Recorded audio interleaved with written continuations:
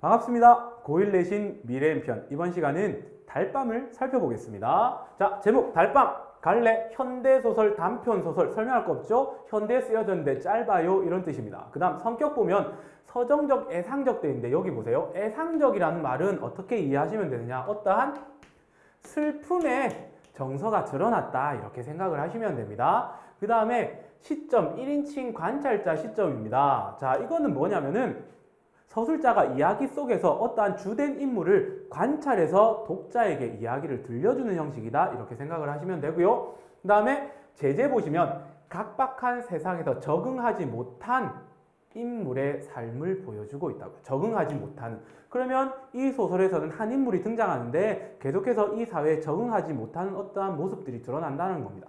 다음 주제, 세상으로부터 밀려난 못난이 황수건이 삶에 대한 연민이 드러났다고요? 그러면 적응하지 못하는 인물은 황수건이고 그 황수건은 못난이라고요. 조금 모질이 어리숙한 인물 이렇게 생각하시면 됩니다. 그런데 서술자는 그에 대해서 어떠한 태도를 지닌다? 연민의 정서를 가진다 이렇게 생각을 하시면 됩니다. 그 다음에 특징에서 두 번째 보겠습니다. 주인공에 관한 일들을 나열한 에피소드식 구성을 취하고 있다. 이거를 쉽게 어떻게 이해하시면 되냐면 지금부터는 황수건이라는 인물이 어떠한 일들을 쳐낸다라는 거예요. 즉 1화, 황수건과 관련된 일화가 여러 개 나열되어 있다 이렇게 생각하시면 됩니다. 그러면 여러분들이 읽으면서 이 일화가 우리에게 과연 무엇을 보여주고자 하는지를 생각하시면 돼요. 그 다음 100% 출제될 출제 포인트입니다. 이 달밤이라는 소설의 배경이 정말 중요한 역할을 하거든요. 이 배경이 사건의 비극성을 심화시키지 않는다라는 요 문장이 반드시 들어갈 겁니다. 그리고 서정적인 분위기를 만들어주면서 독자에게 여운을 남긴다. 이거 제일 마지막에 본문 속에서 다시 한 번 더 정리해 드리겠습니다. 그럼 안으로 들어가겠습니다.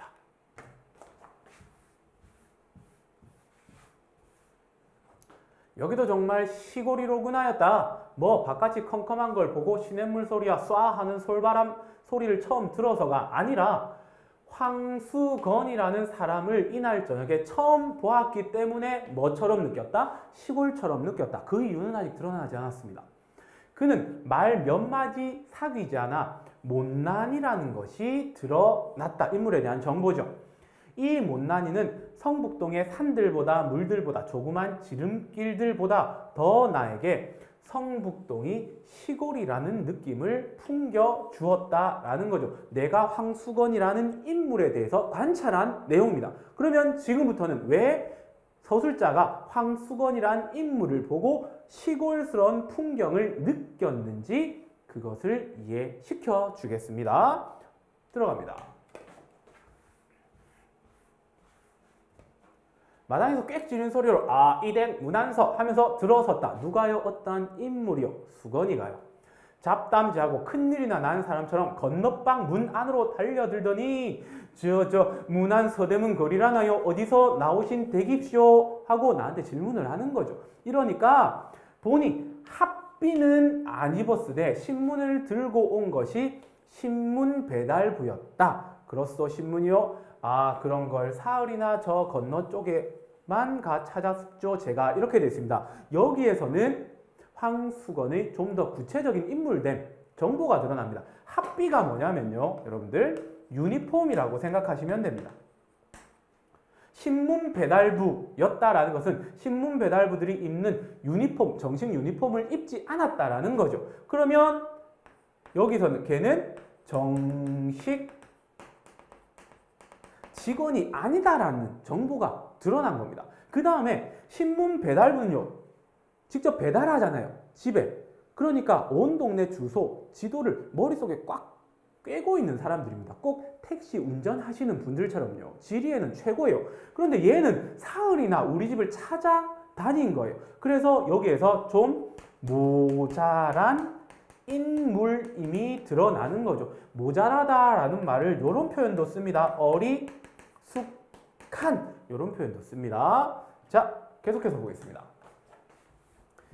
이런 황수건에 대해서 내가 어떠한 태도를 지닌지가 나타난 부분입니다. 아무튼 집 찾느라고 수고했소 라고 하면서 격려해 주잖아요. 보통 같으면 신문 넣는데 3일 뒤에 오잖아요. 그러면 어떻게 됩니까? 야이 삐리 욕시전이죠. 나는 그렇지 않았다라는 겁니다. 하니 그는 큰 눈과 큰 입이 일시에 희죽거리며 쪼개며 뭘요? 이게 제 업인데쇼. 3일이나 늦게 왔는데 되게 천진난만하게 이야기를 합니다. 하고 날래 물러서지 않고 목을 길게 빼어 방 안을 살핀다. 그러더니 묻지도 않은데 저는 입시오 이 동네 사는 황수건이라고 합니다. 친절하게 자기를 소개까지 해요. 신문 배달원이요. 하고 인사를 붙인다. 근데 나도 그에 대해서 깍듯이 내 성명을 댔다. 자, 이 앞부분의 문단과 여기의 문단에서 보면 황수건은 확실히 모자란 인물이 맞아요. 그런데 그에 대해서 나는 찾느라고 수고했소. 그러면서 깍듯이 내 성명을 댔다라는 것을 통해서 나는 황수건에 대해서 정중한 태도를 지닌다. 즉 부정적으로 인식하지 않았다. 다른 말로요. 긍정적 시선으로 그를 바라보았다. 이렇게 생각하시면 됩니다.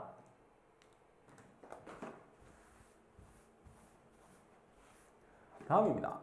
자기는 황수건은 원래 이 아래에 있는 삼산학교에서 일을 보다 어떤 선생하고 뜻이 덜 맞아 나왔다는 것, 지금은 신문 배달을 하나 원 배달이 아니라 보조 배달이라는 것, 그래서 학비를 입지 않았다는 거죠.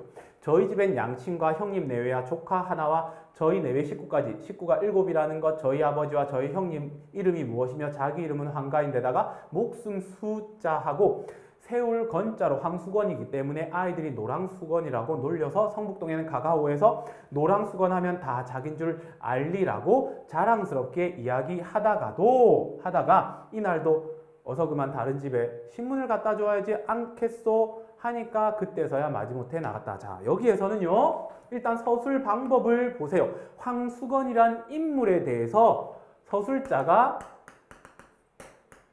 요약적 제시, 그냥 요약해서 확 다 말해준다라는 거죠. 그러면 이 요약적 제시가 된 부분에서 중요한 정보를 하나 찾을 수가 있어요. 나의 황수건에 대한 정보, 태도는 앞부분에서 나왔잖아요. 그러면 나 위에 다른 사람들의 황수건에 대한 인식 태도가 드러납니다. 사람들이 황수건을 노란 수건이라고 놀린다라는 거죠. 놀린다라는 것은 자기보다 하찮게 본다, 깔아본다라는 거죠. 그러면 타인들은 황수건에 대해서 어떻게 부정적으로 인식한다라는 것을 알 수 있습니다. 그런데 이 부정적 인식을 자랑스럽게 이야기한다라는 것은 타인들이 자기에 대한 이러한 인식을 제대로 알지 못한다라는 거죠. 그래서 여기에서도 그의 어리숙함이 드러나기도 하고요. 또 하나는 타인을 미워할 줄 모르는 어떠한 순수함, 이런 것도 읽어낼 수가 있습니다. 남들이 아무리 놀려도 그냥 대수롭지 않게 넘겨버리는 그의 성격이 드러난다라고 볼 수가 있는 거죠. 자, 그 다음 보겠습니다.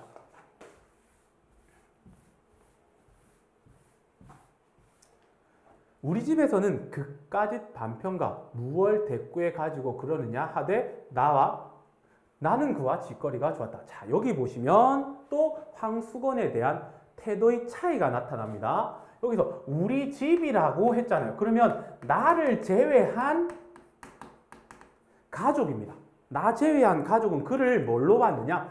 반편이라고 보고 있습니다. 반편이 뭐냐면 모진이 이렇게 생각하면 됩니다. 좀 덜 떨어진 인물. 저희 엄마가 그렇게 불렀어요, 저를. 자, 그러면 가족들은 황수건에 대해서 어떤 인식이요? 부정적인 인식을 하고 있다, 이렇게 생각하시면 됩니다. 그와 반해서 나는요 그와 짓거리가 좋았다라는 거죠. 한 집에 사는 나와 가족들은 황수건에 대한 태도가 극명하게 다름을 보여주고 있습니다. 그러면 짓거리가 좋았다, 그 이유가 해설되겠죠. 보겠습니다. 왜 좋으냐? 그는 아무것도 아닌 것을 가지고 와서 열심히 이야기하는 것이 좋았다. 그와는 아무리 오래 짓거리고 나도 웃음밖에 남는 것이 없기에 기분도 좋아졌다라는 거죠. 그 다음에 나는 무슨 일을 하는 중만 아니면 한참씩 그의 말을 받아 주었다. 이것을 통해서 나의 황수건에 대한 태도는 긍정적 인식이 드러남을 보여주고 있는 겁니다. 그 다음 계속 보겠습니다. 자, 하루는 바깥 마당에서 뭐라고 떠들어대며 들어왔다. 누가 왔을까요? 황수건이요. 얘는 계속 옵니다. 이 선생님 갭쇼. 아, 저도 내일부턴 원배달이쇼. 원배달입니다. 오늘 밤만 자면요. 자, 원배달이라는 거 아까 신문배달, 학비 못 입는 보조배달이었잖아요. 그런데 내일부터 원배달 정직원이 된다라는 겁니다. 지금으로 말하면 정직원이 되는 거예요. 갑자기 자세히 물어보니 성북동이 따로 한 구역이 되었는데 자기가 맡게 되었으니 내일은 배달복을 입고 방울을 막 떨렁거리면서 올 테니 보라고 한다. 지금 뭡니까? 자랑하고 있는 거죠. 그의 순박한 모습이 나타납니다. 왜일까요? 신문 배달은 크게 죄송합니다만 크게 막 고위직 막 이런 건 아니잖아요. 그런데 이거 하나 정직원 되었다고 해서 굉장히 자랑하고 있는 거예요, 저한테. 그러니까 그의 아주 순박한 모습이 드러난다라는 거죠. 그리고 사람이란 게 그렇게 뭐든 끝을 바라고 붙들어야 한다고 나에게 일러주면서 신이 나서 돌아갔다는 겁니다. 나한테 훈계까지 해주는 거죠. 끝까지 한움을 파세요. 이런 겁니다. 우리도 그가 배달원 된 것이 좋은 친구가 큰 출세나 한 것처럼 마음속으로 진실로 즐거웠다. 어서 내일 저녁에 그가 배달복을 입고 방울을 차고 가서 쭈럭거리는 것을 보리라고 하였다. 자, 정직원으로 승진한 모습을 자랑하는 순박한 모습과 그에 대한 우리 가족의 태도가 드러났습니다. 그런데 앞부분에 어떻습니까? 나를 제외한 우리 가족은 그를 단편이라고 부정적으로 인식했어요. 그런데 여기 보세요. 우리도 진실로 즐거웠다라는 것은 이 가족도요. 즐거웠다가 되는 거죠. 누구에 대해서요? 황수건에 대해서. 그러면 가족에 뭘 읽을 수 있다? 황수건에 대한 태도, 변화를 읽어낼 수 있는 부분이다라는 거죠. 그 가운데 어떠한 일들이 있었겠죠. 그건 제가 잘라놨습니다. 그러니까 황수건의 진면목, 순막함, 천진난만 이런 걸 보고 우리 가족 역시 부정적인 시선에서 긍정적인 시선으로 변해버렸다. 이렇게 생각을 하시면 됩니다.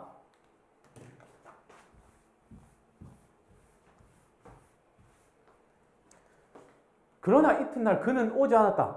방울 딸랑딸랑 거리면서 와야 되잖아요. 어떤 일이 벌어진 겁니다. 밤이 늦도록 신문도 그도 오지 않았다. 그 다음 날도 신문도 오지 않다가 사흘째 되는 날에야 이 날은 해도 지기 전인데 방울 소리가 요란스럽게 우리 집으로 뛰어들었다. 어디 보자! 라는 것은 기대감이죠. 왜? 오겠다는 사람이 3일 동안이나 안 왔잖아요. 그러니까 나는 기대하고 있었던 것을 이렇게 표현하고 있는 겁니다. 방에서 뛰어나갔다. 인물의 행위를 통해서 그의 심리를 드러낸 거죠. 그러나 웬일일까? 정말 배달복에 방울을 차고 신문을 들어서는 사람은 황수건인가가 아니라 처음 보는 사람이었다라는 거죠. 상황이 반전이 된 거죠. 기대하는 상황이 아니었다라는 겁니다. 왜 이렇게 됐을까? 보겠습니다. 왜 전 사람은 어디 가고 당신이요? 물으니 그는 새로운 배달부입니다. 제가 성북동을 맡았습니다. 원래 누가 맡았어야 되는데요? 황수건이요. 그런데 이 사람이 맡았어. 그럼 전에 사람은 어디를 맡았어? 그는 픽 웃으며 비웃음인 거예요. 즐거움이 아니에요. 이거는 비웃음이에요. 그까지 반편을 어디다 맡깁니까? 배달부로 쓰려다가 똑똑지가 못하니까 안 쓰고 말았나 봅니다. 그럼 보조 배달도 떨어졌어 하니 여기가 따로 한 구역이 된 걸요. 즉 보조 배달마저 끊어졌다라는 거죠. 그러면 여기서 일단 드러난 것은 황수건의 실패가 된 겁니다. 실패의 모습이 드러난 거예요. 근데 그 원인이 뭐냐면은 사람들이 그에 대한 인식 때문이라는 거죠. 이 글을 다른 말로 이렇게 바꿔볼게요. 동네 사람들요. 사람 혹은 타인이라고 할게요. 나와 우리 가족을 제외한 타인입니다. 그를 어떻게 인식? 반편이라고요. 즉 부정적으로 인식했다고요. 그러니까 똑똑하지 못하다. 그러니까 일을 줄 수 있다, 없다. 이렇게 되어버린 거죠. 그래서 그는 실패를 겪게 되는 모습이 드러나는 겁니다.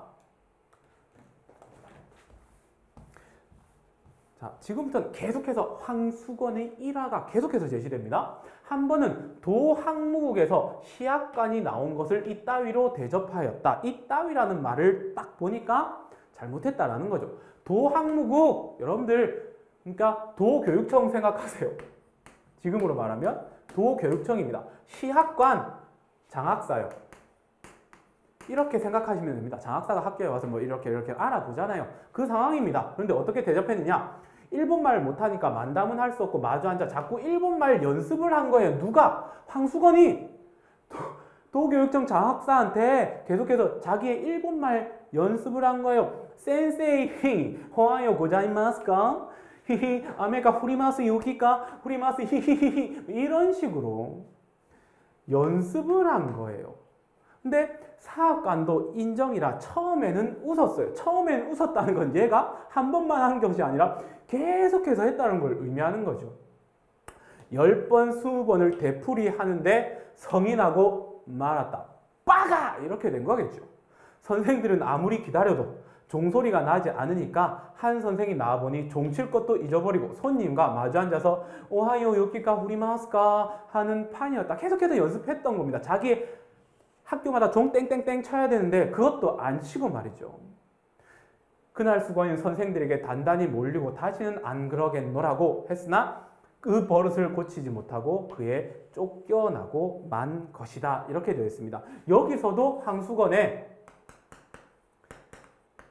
실패하는 모습이 드러났습니다. 그런데 실패하는 모습 속에서도 그가 아주 천진난만한 인물이라는 거, 순수한 인물이라는 거, 이런 것들이 드러나는 거죠. 아주 긍정적인 인물인데도 불구하고 그 시대 상황 속에서 계속해서 실패할 수밖에 없는 황수건의 모습이 그려지고 있습니다.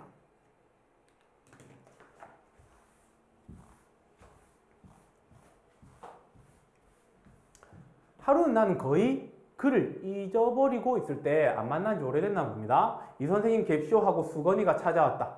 반가웠다. 나는 계속해서 그에 대한 긍정적인 태도를 보여주고 있습니다.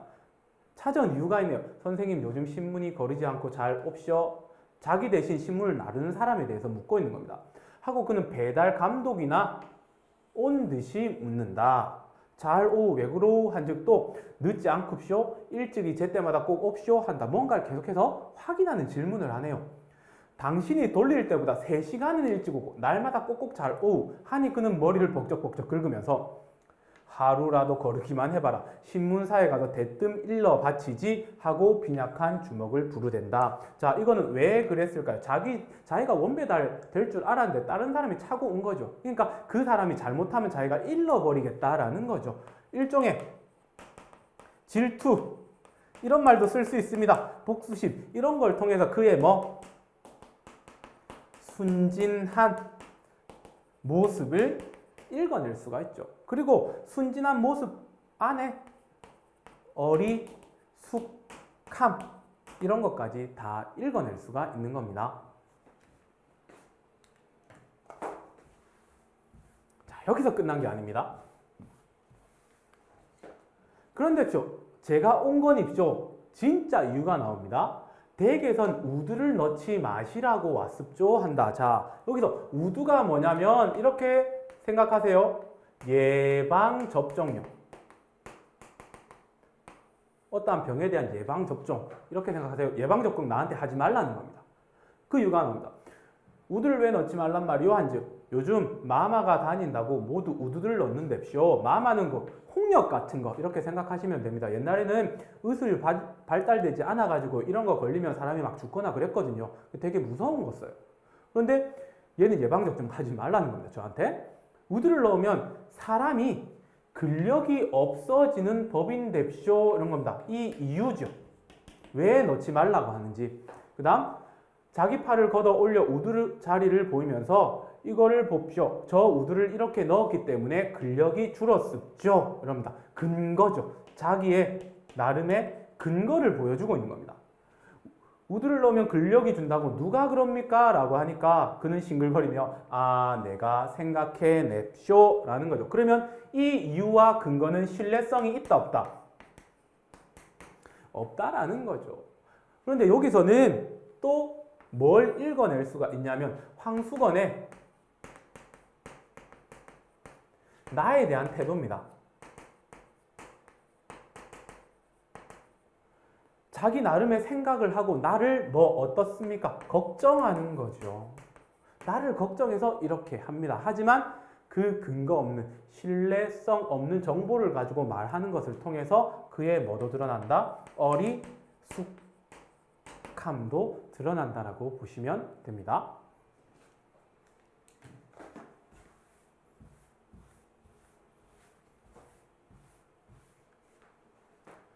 돈만 있으면 그까짓 건 누가 고스카이 노릇을 합쇼. 고스카이라는 건 하찮은 일을 하는 사람을 의미하는 겁니다.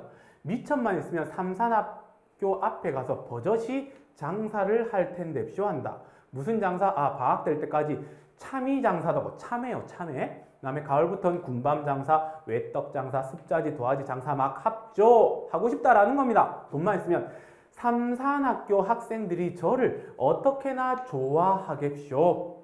저를 선생들보다 낮게 치는 뎁쇼 한다. 그러면 여기서는 그의 또 어리숙함이 드러나는 거죠. 왜일까요? 사람들은 학생들을 어떻게 인식합니까? 황수건을 노랑수건이라고 놀렸잖아요. 그런데 거기에 대해서 정확하게 인식하지 못하고 사람들이 자기를 좋아한다라고 판단하고 있는 거죠. 이걸 통해서 그의 어리숙한 면모가 드러나는 거죠. 그런데 이 어리숙함 옆에는 그의 아주 순수한 면모도 같이 묻어 있다고 생각하시면 됩니다.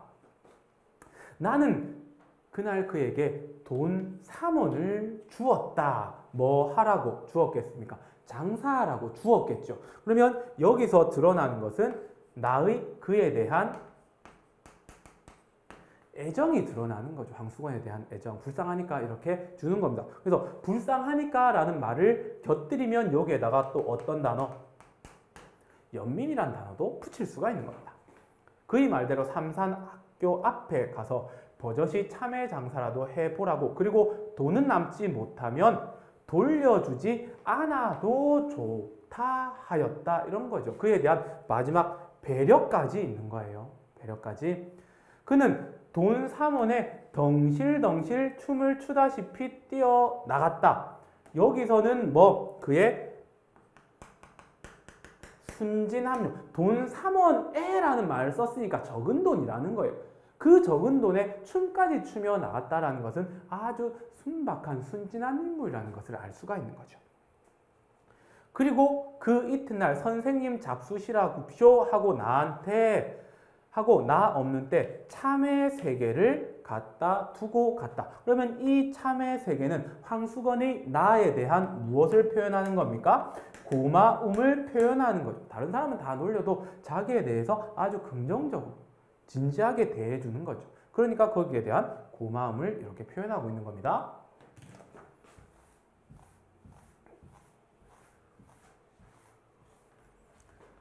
그러고는 온 여름 동안 그는 우리 집에 얼씬하지 않았다. 둘 중에 하나겠죠. 장사가 너무 잘 돼서 바빠서 못 오거나 망해서 쪽팔려서 못 오거나 둘 중에 하나입니다. 들으니 되어 있습니다. 이거 조금 이따 설명할게요. 참외 장사를 해보긴 했는데 이런 말 나왔으니까 부정적이네요. 또 실패인가 봅니다. 이내 장마가 들어 미천만 까먹었고 장사 실패! 또 그까짓 것보다 한 가지 놀라운 소식은 그의 아내가 달아났다는 것이었다. 저희끼리 금슬은 괜찮았건만 동서가 못 견디게 굴어 달아난 것이란다. 남편만 남 같으면 따로 살림 나는 날이나 기다리고 살 것이나 평생 동서 밑에 살아야 할 신세를 생각하고 달아난 것이라 한다. 자, 여기에서도 황수건에 대한 서술이 요약적으로 제시되고 있습니다. 어떤 내용이 있는가? 첫 번째는 장사. 실패입니다. 또 실패입니다. 학교에서 잘리고 장사 실패했어요. 그 다음에 배달원도 안 됐어요. 그 다음에 아내 가출입니다. 가정도 깨어졌다는 거예요. 연이어 계속해서 실패합니다. 그러면 나중에 가면 어떻게 될까요? 인물은요. 보통 일반적으로 한번 생각해 보세요. 그러면 저 같으면 이렇게 될 겁니다. 그리고 소주 한 병 들고 어디 갈까요? 한강 이렇게 되겠죠. 근데 이렇게 흘러갈까요? 조금 이따가 보겠습니다. 그 다음요. 여기 들으니 해놨잖아요. 왜 이게 중요하냐면 여러분들 이 시점이 뭡니까? 1인칭 관찰자 시점이에요. 1인칭 관찰자 시점이라는 것은 나가 황수건을 눈앞에서 본 것을 관찰하고 우리한테 서술해 주는 거예요. 그런데 우리 집에 오지 않았어요. 그럼 내가 황수건을 관찰할 수 있을까요? 없을까요? 없어요. 그러니까 이야기를 끝내야 할 상황이잖아요. 그러니까 이거를 사용하는 거죠. 1인칭 관찰자 시점의 한계를 보완하기 위해서 타인으로부터 황수건에 대한 들은 정보를 우리에게 제시해 주고 있는 겁니다. 그러면 이 부분에서 어떤 용어를 쓸 수 있느냐? 1인칭 관찰자 시점의 한계를 보완하는 서술 방법이다. 이렇게 하면 아마 정확한 답이 될 겁니다.